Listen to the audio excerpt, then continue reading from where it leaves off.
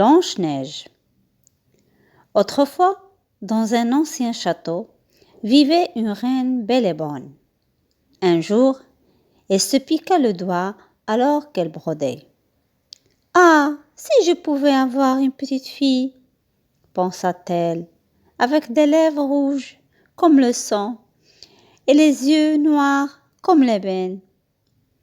Peu de temps après, son souhait se réalisa. Et c'est ainsi que naquit une petite fille qu'elle appela Blanche-Neige. Malheureusement, la bonne reine mourut après l'avoir mise au monde. Quelques années plus tard, le roi se remaria.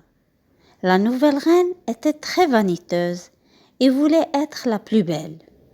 Chaque jour, il se mettait devant son miroir magique et lui demandait « Miroir, mon beau miroir, dis-moi, qui est la plus belle du royaume ?»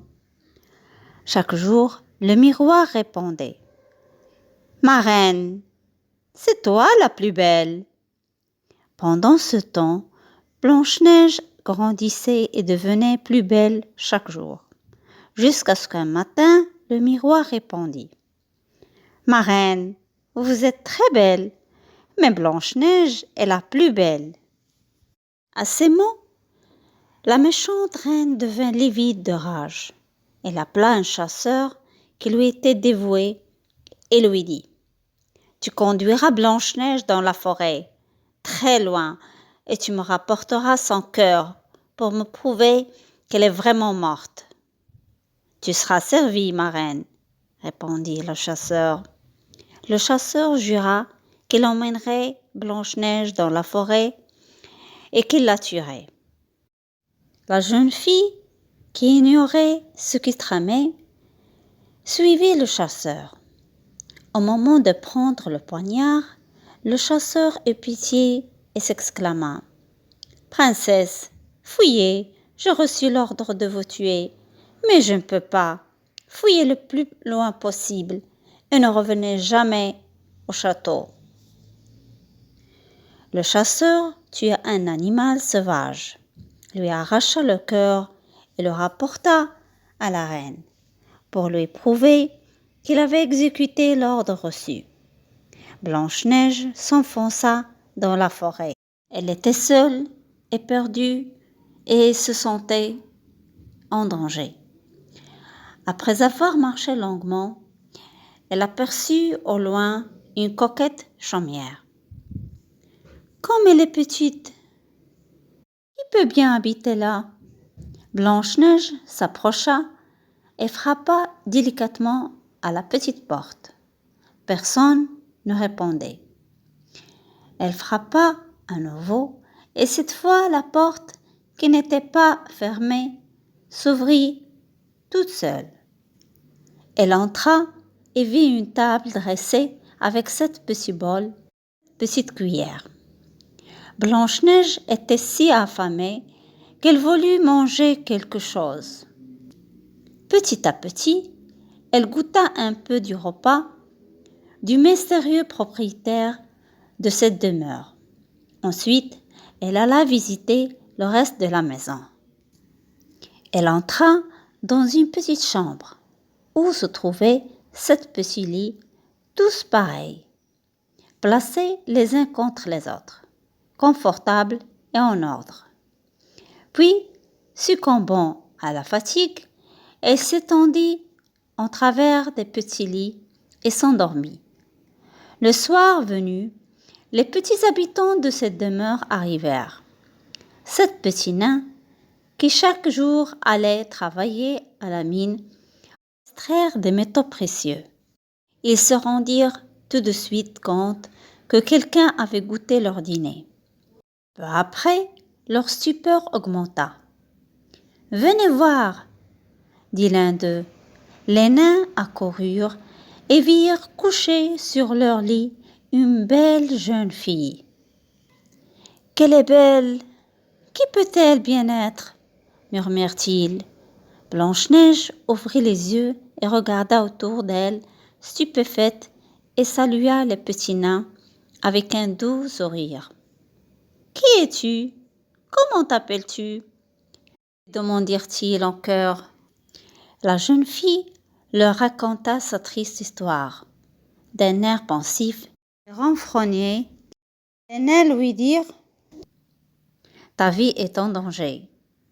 Reste auprès de nous.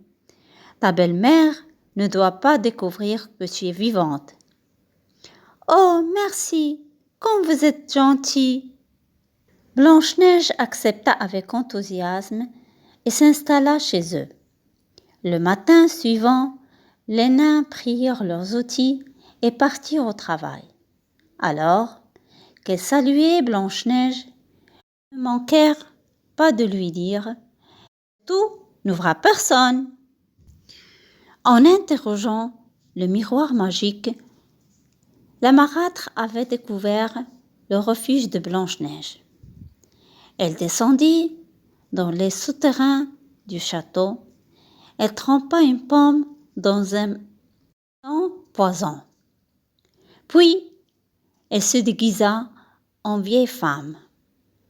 Avec ce masque et ses habits en ayant, je suis méconnaissable. La méchante reine se rendit à la maison de 7 nains.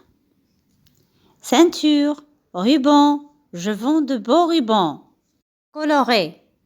Blanche-Neige, naïve, intriguée, ouvrit la porte. « Chérie, veux-tu acheter ce beau ruban ?»« Non, merci madame, je n'ai besoin de rien. »« Tu ne veux pas m'acheter mes pommes ? Tiens, goûte celle-ci, elle est belle, rouge et juteuse. » Blanche-Neige, ne se doutant de rien, prit le fruit empoisonné et mordit dedans. Le poison fit immédiatement effet. La pauvrette tomba à terre comme morte. La mauvaise reine éclata de rire. « Bien, maintenant, c'est moi la plus belle du royaume. » Elle s'éloigna. Les petits animaux de la forêt s'approchaient de Blanche-Neige et ne pouvaient croire qu'elle était morte.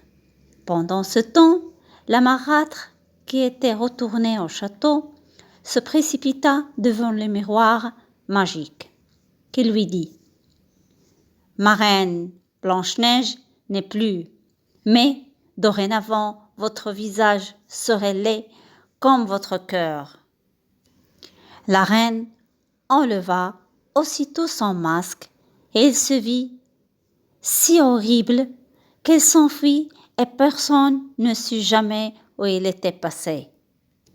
Le soir, les nains revinrent à la maison. Ils sifflaient joyeusement à l'idée que Blanche-Neige les attendait. Leur stupeur fut grande lorsqu'ils virent la jeune fille étendue à terre, sans vie. Ils essayèrent par tous les moyens de faire revenir Blanche-Neige à la vie. Mais il n'y avait rien à faire. Ils pensèrent à la reine méchante et regrettèrent de ne pas avoir été plus prudents. « Oh, elle est si belle que le monde entier doit l'admirer. » Alors, ils décidèrent de l'installer sur un lit de cristal dans la forêt. Les nains restèrent près d'elle sans l'abandonner. Un instant, la jeune fille paraissait dormir. Un jour, un jeune prince passa par là. Il s'arrêta et se fit raconter la triste histoire de Blanche-Neige. « Je voudrais caresser son visage, » dit-il. Aussitôt, la jeune fille ouvrit les yeux et murmura « Puis-je ? Que m'est-il arrivé ?» Le prince lui expliqua doucement ce qui était arrivé et lui demanda « Veux-tu devenir ma princesse ?» Blanche-Neige accepta de l'épouser. Les 7 nains furent invités au mariage. Ils avaient à nouveau perdu Blanche-Neige, mais cette fois, ils étaient heureux.